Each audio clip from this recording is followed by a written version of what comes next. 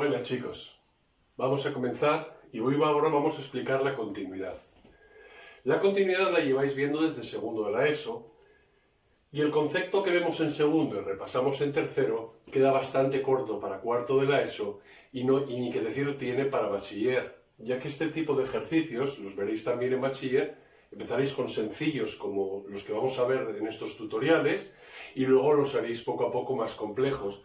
Sobre todo en EBAU veréis que son ejercicios muy típicos con la representación de la función definida a trozos a continuación con una más o mayor o menor complejidad.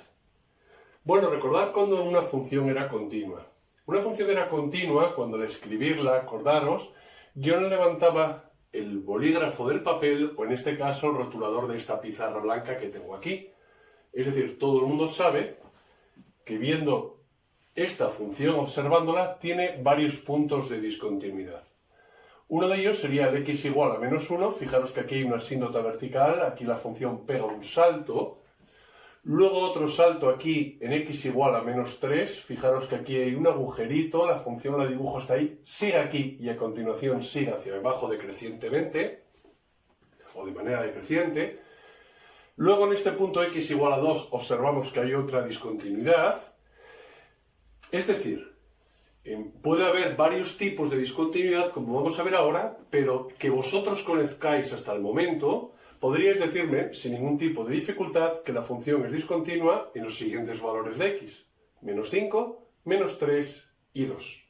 Hasta ahí sería la materia de tercero de la ESO y no creo que tengáis ninguna dificultad a estas alturas en saberlo. Bueno, ¿cómo podemos saber? Ahora lo vamos a ver en funciones. En vez de darte las dibujadas así, te voy a dar la función y te voy a mandar a estudiar su continuidad. ¿Cómo podemos saber que una función es continua en un determinado punto? Por ejemplo, x igual a x sub 0. El teorema es este que tengo aquí escrito en verde y rodeado de un color así azul de rotulador. Es lo que nos va a decir siempre que una función tiene que cumplirse para que sea continua en un punto. Que el límite por la izquierda de esa función en ese punto sea igual al límite cuando x tiende a x al mismo punto por la derecha, es decir, que exista el límite en ese punto, recordad que estos son los límites laterales, y tiene que coincidir con el valor de la función en dicho punto. ¿Qué quiero decir con eso? Bueno, pues si por ejemplo estuviéramos estudiando la continuidad en este punto aquí, que puede ser x igual a menos 1, todo el mundo ve que en este x igual a menos 1 la función es continua, no hay duda. Al dibujarla no levanté el rotulador rojo de la gráfica, ¿no? Fijaros, si yo siguiera, mejor dicho, este teorema, veríamos cómo se cumple en los tres casos. Cuando me acerco al menos 1 por la izquierda, la función se acerca a 0. Cuando me acerco a menos 1 por la derecha, la función se acerca a 0. Y el valor que toma la función en este punto menos 1 es 0. Es decir, coinciden los tres casos, la función es continua en ese punto. El problema es cuando la función no es continua, es decir, cuando presenta algún tipo de discontinuidad, como ocurre en el menos 1, como ocurre en el menos 3 y como ocurre en el 2. Vamos a observar, veréis aquí apartado A, estudié para menos 1, aquí estudio para menos 3 y aquí estudio para el punto 2. Es decir, vamos a ver ahora, como en esos tres sitios en los cuales veo que es discontinua, puede haber tres tipos diferentes de discontinuidad. Y los tres tipos vienen representados o vienen reflejados más bien en esta gráfica. Vamos a empezar, por ejemplo, con el menos 5. Para estudiar la continuidad de menos 5, recordad que tengo que aplicar el teorema que os acabo de escribir aquí, y el teorema me dice lo siguiente, que cuando me acerco a menos 5 por la izquierda, su límite tiene que ser igual a cuando me acerco a menos 5 por la derecha y tiene que coincidir con el valor de la función en ese punto. Este teorema que pongo en rojo, que es el de aquí, evidentemente, hay que escribirlo siempre. Es obligatorio, importantísimo escribirlo para que el profesor sepa, mejor dicho, qué es lo que tú estás haciendo y que está viendo que tú realmente has entendido el concepto. Vamos a ver qué pasa en este ejercicio.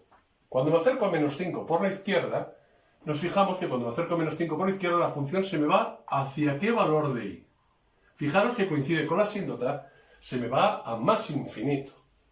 En cambio, cuando me acerco a menos 5 por la derecha, la función, fijaros que se me va hacia menos infinito. A continuación calculo el valor de la función en ese punto 5, perdón, menos 5, y vemos que no corta, evidentemente coincide con la asíntota, fuera de su dominio.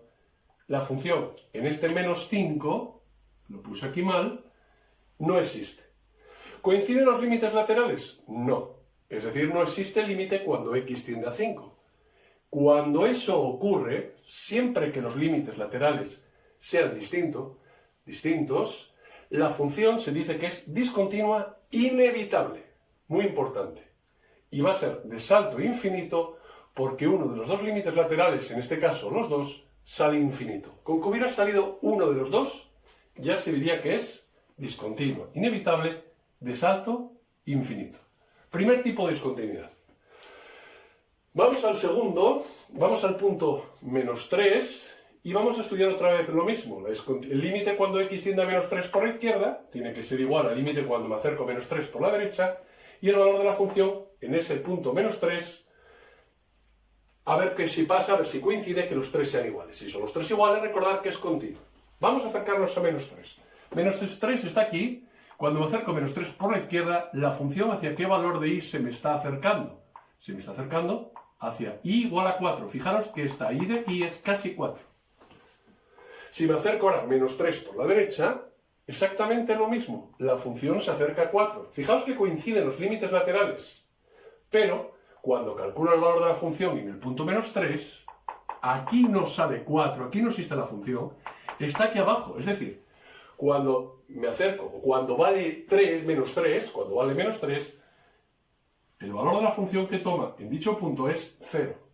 ¿Coinciden los tres? No, es discontinua. Pero como coinciden los dos laterales, es decir, como existe el límite, pero es distinto al valor de la función que toma en ese punto, la función vamos a decir que es discontinua, lo cual sabíamos, pero evitable en ese punto. Es decir, ya tengo dos tipos. La inevitable, cuando ya no coincidían los límites laterales y era de salto infinito, porque uno de los dos, en este caso los dos, con que solo hubiera pasado uno, ya valdría, se diría que es de salto infinito. Aquí es discontinua evitable en este x igual a menos 3, repito, porque los límites laterales coinciden, pero no el valor de la función en el punto. Y ahora vamos al último caso que nos faltaría, o tercer tipo de discontinuidad. Es en el punto 2. Nos fijamos aquí en 2, si me acerco a 2 por la izquierda, el valor que se acerca a la función, fijaros que es hacia menos 2. Si me acerco a 2 por la derecha, fijaros que aquí está el 2, la función está aquí arriba. Cuando me estoy acercando a este 2 por la derecha, la función tiende a 4. Y el valor que toma la función en este punto, fijaros que es aquí, también coincide con 4. Bueno, ¿vuelven a coincidir los límites laterales? No. Es decir, igual que el primer caso. Es decir, si no coinciden los laterales, se dice que es discontinua inevitable en este punto x igual a 2. Pero ahora va a ser de salto finito. ¿Por qué va a ser de salto finito? ¿Qué diferencia hay con este? Pues que ahora los límites laterales se acercan a un valor real. En este caso menos 2, en este caso 4, es decir, no aparece el infinito por ninguno de los dos casos. Bueno, pues este es el teorema que hay que apuntar, que estudiar, comprender. Fijaros muy bien en los tres tipos de discontinuidades y vamos a aplicarlo a los ejercicios.